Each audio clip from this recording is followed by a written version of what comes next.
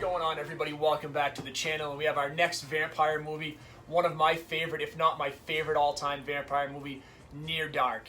This movie came out in 1987. It was directed by Catherine Bigelow, who is more well known in the future for doing The Hurt Locker, which was an Academy Award nominated movie for director. I believe she actually won the Oscar for that movie.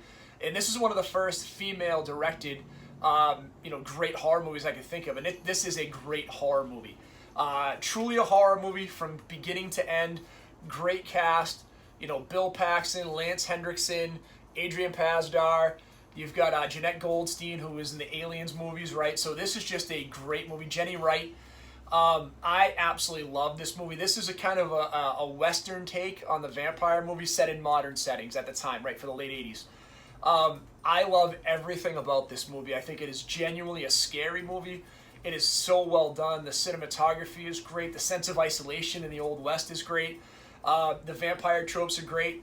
Again, no spoilers, but I mean, there's some really cool stuff with some people that were transformed at different points in their lives that are having to live as vampires for these long periods of time that are just miserable in that experience. So, man, I can't say enough good things about this movie. This is one of the ones I'd like to see you go in cold as much as possible. So please go in and check this out if you love great old school horror slasher type vibe vampire movies. This is it. This is one of the best ones I've ever seen.